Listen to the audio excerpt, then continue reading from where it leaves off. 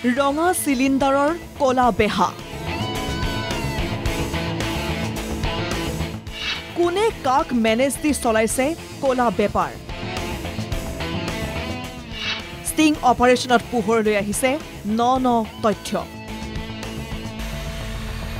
camera আগবাঢ়ি গৈছে ভিতৰলৈ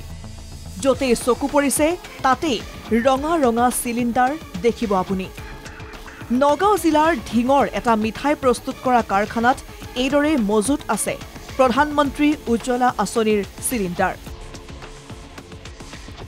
ব্যৱসায়িক প্ৰতিষ্ঠানে এনেদৰে ব্যৱহাৰ কৰিছে উজ্জ্বলা আঁচনিৰ চিলিণ্ডাৰবোৰ এক কথাত প্ৰশাসনক মেনেজ দি ব্যৱসায়িক প্ৰতিষ্ঠানে ব্যৱহাৰ কৰিছে ঘৰুৱা চিলিণ্ডাৰ তেনে এক মিঠাই প্ৰস্তুত কৰা কাৰখানাত চলিল সাংবাদিকৰ ষ্টিং অপাৰেশ্যন প্ৰধানমন্ত্ৰীৰ উজ্জ্বলা আঁচনিৰ চিলিণ্ডাৰ দালাল চক্ৰৰ হাতত চিলিণ্ডাৰ ক'ৰ পৰা আহে কোনে আনে মই নাজানো মালিক আনিছে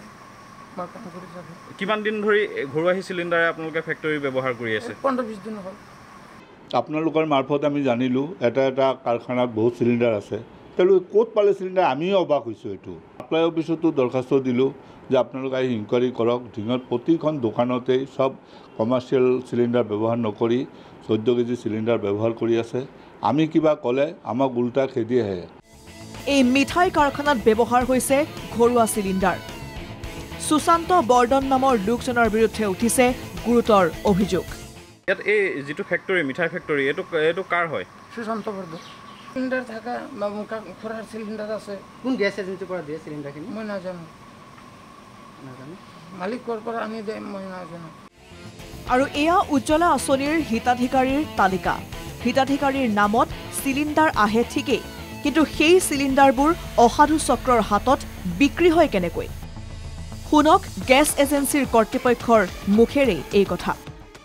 4,400 কাষ্টমাৰৰ চিলিণ্ডাৰ আসলে এইবিলাক সব বিক্ৰী কৰি দিলে গতিকে আমি চিলিণ্ডাৰটো তাৰ ঘৰত দি থৈ আহিছোঁ কাষ্টমাৰৰ আমাৰ ওচৰতে চাইকেল দি লৈ আহি হোটেলত বিক্ৰী কৰি দি আছে ভাল মানুহ ঢিঙত এনেকুৱা আছে যে তাৰ অৱস্থা ভাল অথচ চিলিণ্ডাৰ বিক্ৰী কৰিব বহু হিতাধিকাৰীয়ে সময়ত নাপায় চৰকাৰী আঁচনিৰ এনে চিলিণ্ডাৰ তেনে ক্ষেত্ৰত এনে একাংশ অসাধু চক্ৰই কাক মেনেজ দি চলাই গৈছে ৰঙা চিলিণ্ডাৰৰ কলা বেহা নীৰৱ ঢিং প্ৰশাসন কিয় নীৰৱ ভূমিকাত যোগান বিভাগ